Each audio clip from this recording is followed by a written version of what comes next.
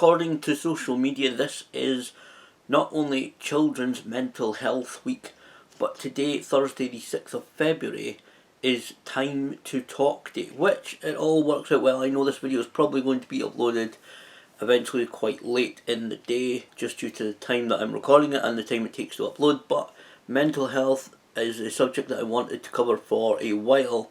So today I'm talking about Blue Monday, children's mental health education, and a bit about my friend's book, which this is not an advert, but I thought might as well throw all of these just into one single video.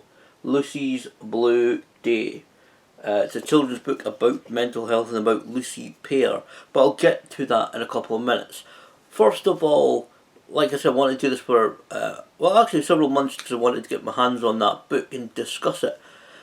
But Monday the 20th of January was said to be Blue Monday. Blue Monday is supposedly one of the most depressing days of the year. Now, on that particular date, I saw a lot of social media posts, mostly on Twitter, saying that, trying to really debunk that Blue Monday myth, saying that Blue Monday isn't really a thing, and that actually it was popularised, or perhaps even started, as an advertising campaign for a travel firm. Regardless of whether that's true or not about the travel firm, I've honestly always had the opinion for many years that if Blue Monday is not a thing, then at least I think a blue season is a genuine thing. The reason why I think that, there's numerous, but it's mostly to do with what time of year it is. It's the 20th of January, so we're well into just over midway through January, which means all the festivities over Christmas and New Year. I know there's various different religious and ceremonies that go on, or events that go on throughout the calendar year, but certainly the majority here in the UK at least, all the festive stuff is away. The Christmas trees are down. All those things are done. The big meals are normally all done.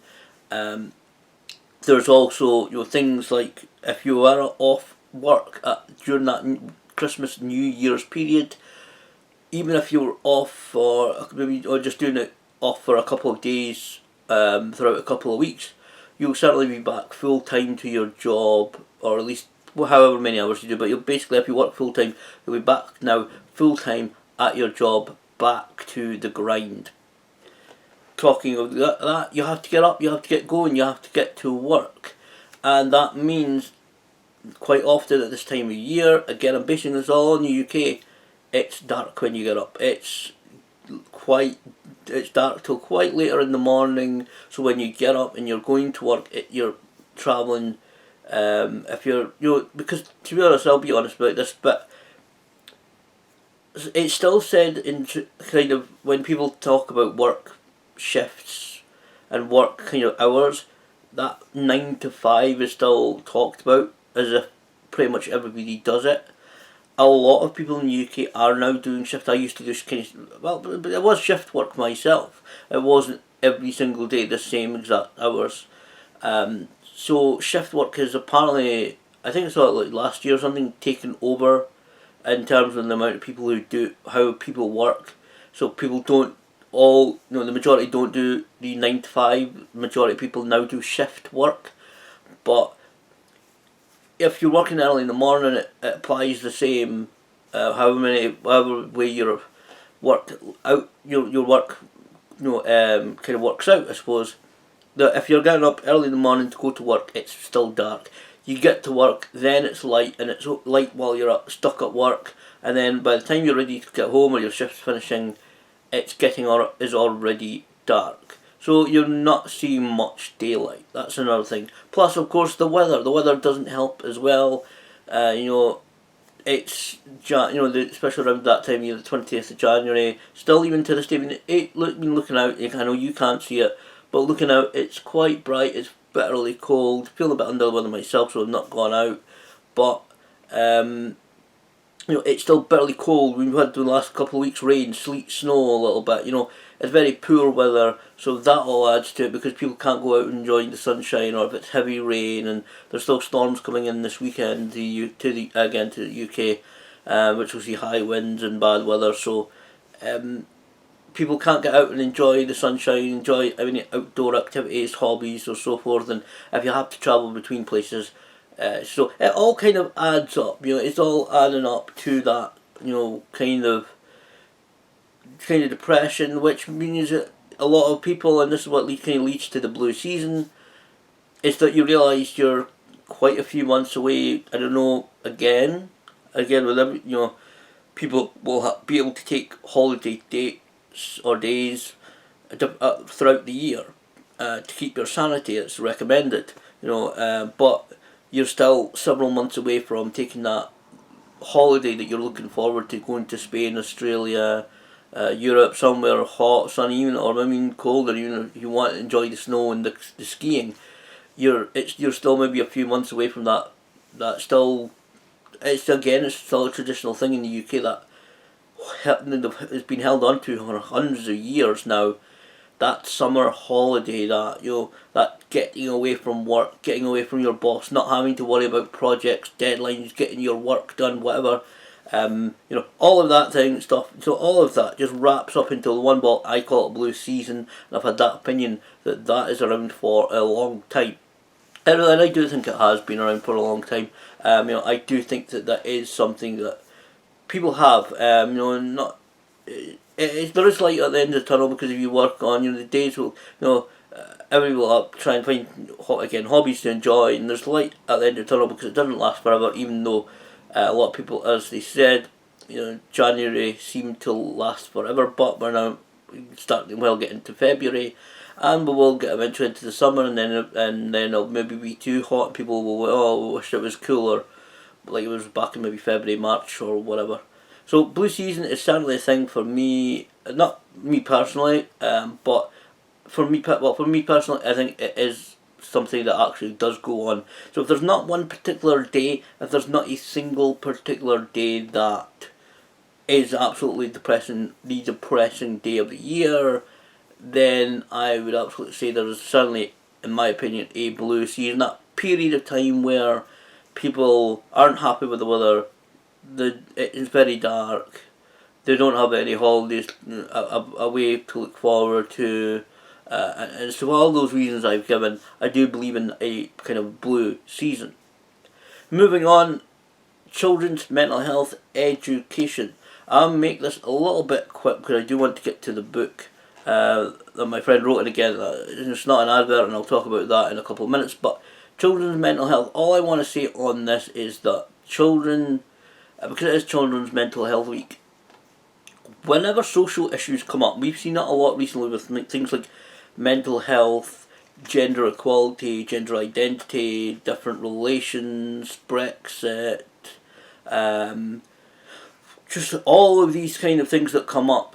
There's always going to be somebody, and I've heard it on podcasts, radio shows, TV shows, about people asking, well, what would we teach? What should or would or will we teach our children about this particular subject or topic? My opinion is very simple. Is to teach. Just try and, if you are going to teach children about it, teach them very basic stuff, because it's like any other subject, whether it's somebody learning a trade or something. You start with the very basics, and you lay the groundwork. So if it's, again, using the children as the example, you don't sit them down at 6 years old at primary 1 and lay out advanced trigonometry to them. You teach them the basics first, the building blocks first. You teach them that 1 + 1 = 2. And so that's what I think in these kind of topics, and simplify it. And for like gender issues, you could teach. Again, it's up to each, like schools and parents and guardians, to judge what the children are ready for. But obviously, you build up as like, you say they teach children that, because I know some young kids, I don't know how it's like nowadays, but certainly when I was very young, There's the whole, boys can't be friends with girls, girls can't be friends with boys when they're very young, kind of stuff, which is obviously rubbish, as you realise. Well, I already knew that, but a lot of people realise that as they get slightly older, and I'm talking about getting interested in relationships, but you just kind of teach them that girls can be friends with boys, boys can be friends with girls, and boys can be friends with boys, and you just teach them that everybody can be friends and everybody can get on, no matter obviously things like race, colour, creed, immigration, so forth. Again, teach them very simplified stories, and I'm sure there are many children's books out there that will kind of have similar stories to what I want to talk about now, and that is Lucy's Blue Day. Again, this is not an advert for the book, although I'm obviously talking about it. I will say that I bought this of my own money, and I wanted to get my hands on a copy of this for several months, but just haven't had the opportunity to do so. And then in December, a local wrestling show, Chris Duke, who I am friends with, I've known for several years now, through my sister-in-law, and the local wrestling show here in Dundee, and different wrestling podcasts and shows. He's written this called Lucy's Blue Day, which is about a girl called Lucy Pear, whose hair actually changes colour depending on how she's feeling. The blurb on the back really sums it up better than I could. I will say before I read the blurb, it's illustrated very well by Federica Bartolini. I'm hoping I'm pronouncing that properly.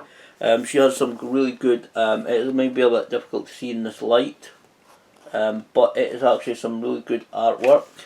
I believe she may be the one that has, if I can find another page just to show you the good artwork, I believe she may be the one that's also done the kind of sequel to this that's just been released, called Archie Unplugs the Internet. Archie is a story about a young boy who apparently finds, after wandering away from his friends and family who are constantly on their mobile and internet devices, finds the plug for the internet, unplugs it, and I don't know what exactly happens with it. I've not read that book yet, but this is only Lucy's Blue Day. This is what it says, the blurb on the back of it. This charming tale is the story of a girl called Lucy who has wonderful hair. It changes colour to reflect how she feels. Yellow when she's happy, purple when she's excited, and red when she's angry. One day she wakes up to discover her hair is dark blue, a new colour she's never felt before. Lucy takes us on her journey to try to understand what has caused her hair to turn dark blue, and discovers that sometimes #it's okay not to be okay. So that is Lucy's Blue Day. And said it is a little bit of an activity book. There are a couple of pages where you can sit with your kid and fill in some of the stuff, like just really about kind of an activity thing, like put their feelings as they go along in the journey with Lucy. So it's a really good book. It was originated as a story that Chris told his daughters, and then his wife Lisa, who works with him on everything that's Lucy's Blue Day, and everything else obviously in his life. She thought it was an excellent story, and they eventually went and made it a book, as you can see. Lucy's Blue, I'll put the website already up, you'll see that it's lucysblueday.com. You can also check Lucy's Blue Day, I believe, on social media. They're on, certainly on Facebook, on Twitter, I believe they're on Instagram as well. It's a really good book, and actually the audio book is narrated by, and this is a wonderful, actually amazing thing to be able to do, to have for them. the audio book, which I believe, looking at the website the other day, is available in the activity pack that they've got, is actually narrated by Lorraine Kelly, who used to stay here in Dundee. Chris is based outside of Dundee, but he's done a lot of work for radio stations there, as you know, in wrestling shows. But the audio version of Lucy's Blue Day is narrated, or is done by Lorraine Kelly, the famous journalist, TV breakfast personality, presenter. You know, so that is wonderful. So you can hear Lorraine Kelly's. I've only had a couple of clips of it, but you know, she sits and she reads the book to you. So it's something, again, you could put on while you're reading the book. So, but again, this is not an ad, but I bought this with my own money, and I thought, I wanted to do a mental health video for a while, and so I thought, I'll add this topic, and instead of doing separate videos for all this, I'll just do I don't know how long, this is already about 16 so minutes, video about, so Lucy's Blue Day. You can hear a little bit, and this book is certainly aimed at younger children, young primary school children. Like I said, he made up the story for his daughters, which is amazing how many of these kind of books, that's exactly what happens. You make it up, just a story off the top of your head, to tell, for a nighttime story for his daughters, and I think that's roughly how it came about. You can hear Chris talk about it before I wrap up this video. You can hear Chris talk about his journey on a podcast called The Grucast, which is a new podcast presented by a friend of mine, Brian.